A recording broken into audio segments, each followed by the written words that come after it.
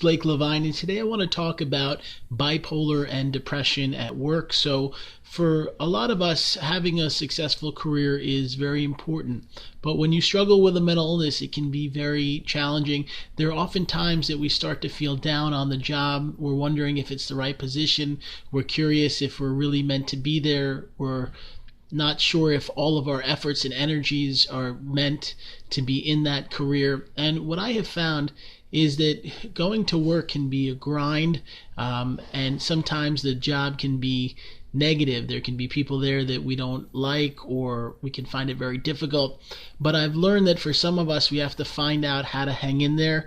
Maybe we need the position, the money is important for us to survive, or possibly without work we can grow to be even more depressed for a number of reasons. This can include not having money. This can also be not having anyone around us, and we can struggle to really be without a job. So I want to share today some ideas to help you.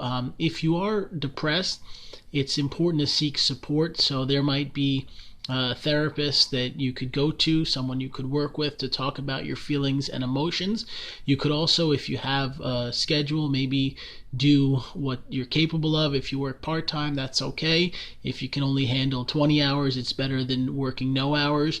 You may also say to yourself, you know what, I'm going to try to make peace with the people I work with, sometimes by being a little bit calm and kind to those that surround us. We end up feeling better and happier. You may say to yourself, you know what, there's someone that's difficult at the job. They say things that are obnoxious, or they have a little bit of an attitude, but I'm going to try not to let them bring me down. Oftentimes those people that can be instigators can really be problematic, but if you won't get in their crosshairs, you may find that it's better for you. I also want to say that, for those in recovery, they talk about one day at a time. And with a job, it can be a similar thing. You don't have to say, hey, I'm going to stay at this career for 20 or 30 years.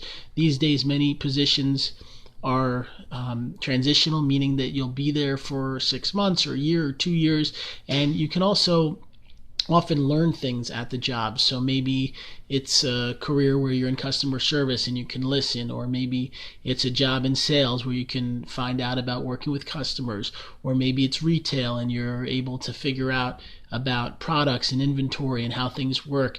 And for some of us, the best part of working is knowing that we're putting our efforts into something, because the opposite of just being depressed and staying alone and being isolated, that can be much worse. And I've seen people that often, are sitting alone and they're wondering what to do, and that can lead to even more trouble. So I give you a lot of credit today for trying to be productive.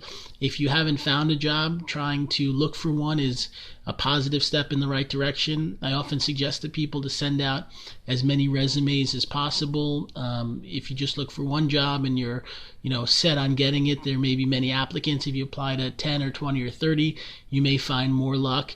And I want to share a good experience. I was talking to a friend a long time ago, and he had a master's degree, and he had applied for jobs and wasn't getting anything.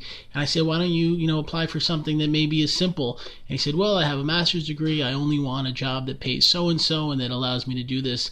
And I said, you know what? It's better to have something than nothing. And even myself, I do a lot of education and coaching, but I'm looking for some additional work. And I found for myself that it's good to just put yourself out there and try and see what's available. I recently applied to some social work jobs.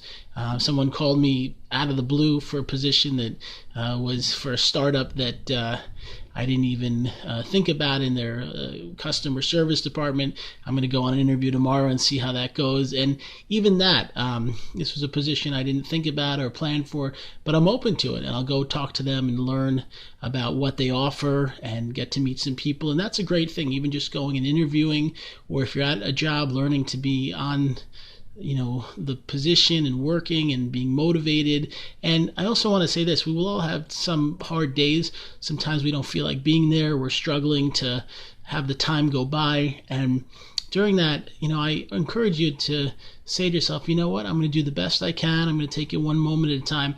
And I'll share something that my therapist that I talked about today.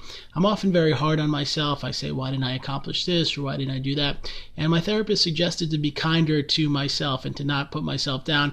And I'm thinking for other people it's the same. If you have a job or you're trying to find one, don't be so hard on yourself. Don't beat yourself up. We're in a very tough economy. The positions that are out there are not as ideal as we would like. It's hard to find high-paying work. It's very difficult to find a job that matches our unique gifts and abilities.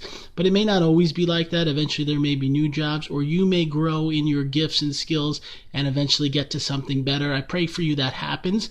And if not, I hope you know to hold on, because even someone out there trying to find a job or that's working is really making something productive. And as hard as it can be, I hope for you it gets better. And I want to share, this is a book I wrote called Beating Bipolar. You can find it on Amazon or Barnes & Noble. And thank you for watching this.